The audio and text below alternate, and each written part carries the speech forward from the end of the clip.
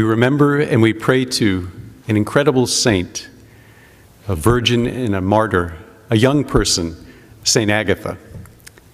St. John Paul II, in his letter to children in 1994, offered today's St. Agatha as a truly worthy example to young people. What makes her remarkable is that she had such purity of life, such courageous faith, that she was willing to become a martyr for it, even as a young person with so much life ahead of her. I think at times that we believe that our current age is the most difficult to live our faith in history. I think at times we believe that the young people and the adults in the past had it so much easier in being able to live their faith than we do.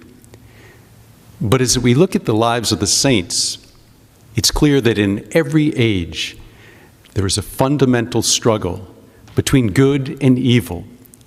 And what the holy ones like St. Agatha show us is that when we stay close to God, we find the strength to remain faithful.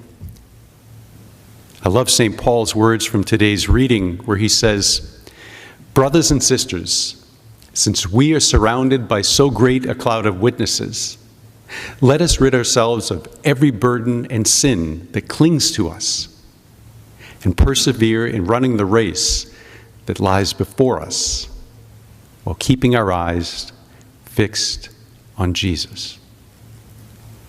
These past weeks, there have been many tumultuous events, political, church-related, that could cause us to become discouraged, perhaps even wonder about the goodness of men and women and young people in this time. But at the same time, in the Mass readings, we've heard the power of God to teach and to heal. We've heard the power of God to bring understanding and restore life. Today's Gospel from Mark tells a story of a father's and a woman's faith in Jesus to heal. Either one on their own would have been a dramatic portrayal and reassurance to us. They are seeking answers. They are seeking healing. But in their combination, we see the scope of human trials from childhood to adulthood. And in both cases, human efforts alone failed. It was only by seeking God's help did each of them find what the father asked for his daughter and what the woman sought for herself. My brothers and sisters, in every family, whether you live in Africa, America, Europe, the Philippines, anywhere, there are family members who are like that father, looking for an answer for his child. There are men and women like that woman, seeking answers for ourselves. Whether the healing is physical, spiritual, or emotional.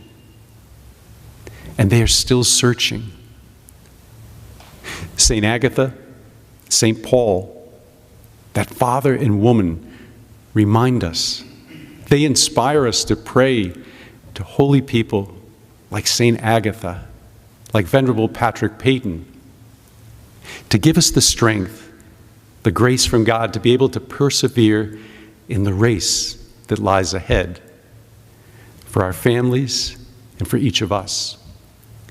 So let us take heart today through the transformative Word of God. Let us look at the example of St. Agatha to be inspired. And let us always keep our eyes fixed on Christ.